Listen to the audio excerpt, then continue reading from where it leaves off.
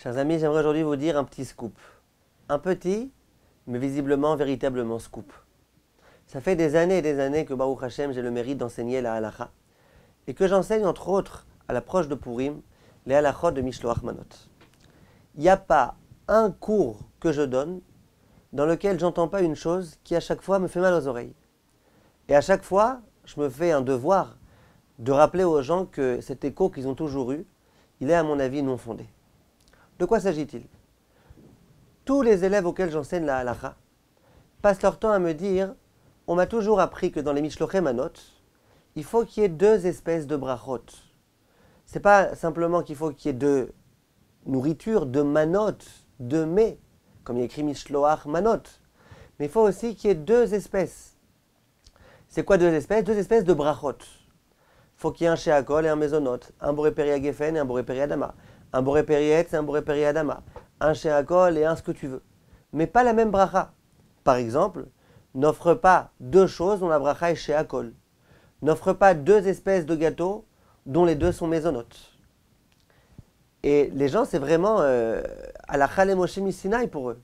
Ils ont toujours appris ça, ils ont toujours compris comme ça, et ils passent leur temps même à le répéter. Alors moi, je peux vous dire que j'ai eu beau étudier ces halakhot-là, j'ai jamais vu une seule fois, ne fût-ce qu'une allusion à ça, qu'il faut qu'il y ait deux brachot, écrit nulle part qu'il faut qu'il y ait deux brachot. Nulle part, nulle part, nulle part. La seule chose qui a écrit, et c'est peut-être ça qui prête à confusion, c'est que c'est bien qu'il y ait deux espèces de nourriture. Ça c'est écrit, Magan Avraham, Mishnah Berurah, tous les poskim. C'est bien qu'il y ait deux espèces de nourriture. Ça veut dire, tu veux offrir par exemple de la viande et du poisson, deux espèces, c'est parfait, bien que les deux c'est sheakol. Tu veux offrir deux espèces de gâteaux, eh ben, il faut que ce soit deux espèces différentes. Mais les deux sont mésonotes, ça pose aucun problème. Quelqu'un va offrir du couscous et du riz, c'est la même bracha, pourtant c'est deux espèces différentes, il n'y a aucun problème. Donc je me suis demandé, comment ça se fait que les gens comme ça, ils parlent de deux espèces de brachot, où c'est écrit? Après je me suis dit, visiblement c'est pour simplifier les choses. On a voulu dire aux gens, vous savez, c'est bien qu'il y ait deux espèces différentes, mais comme les gens ne savent pas c'est quoi exactement deux espèces différentes, on leur a dit deux brachot différentes. Comme ça, quand il y a deux brachot différentes, au moins on est sûr que c'est deux espèces différentes. Il ne peut pas y avoir deux brachot différentes et la même espèce. Parce que même si vous me dites si, par exemple, la pomme de terre, on fait boré peri adama, mais quand on a vraiment fait de ça une purée, etc., d'après certains, on fait sheakol. Et donc tu vois que quoi, que ça peut être la même espèce et deux brachot différentes. Mais non, ça s'appelle déjà deux espèces différentes. Une purée de ce genre-là et une pomme de terre, c'est déjà ça aussi deux espèces différentes. Donc peut-être c'est pour ça.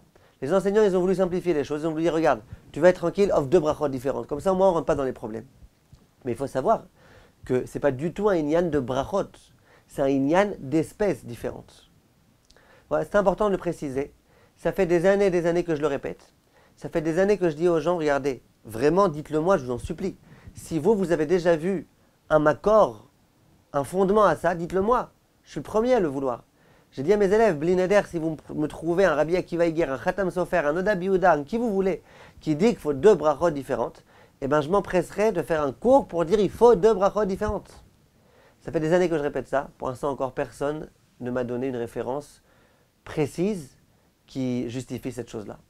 Donc, conclusion, pour l'instant, en tous les cas, jusqu'à preuve du contraire, ce n'est pas du tout la peine qu'il y ait deux espèces de brachot différentes.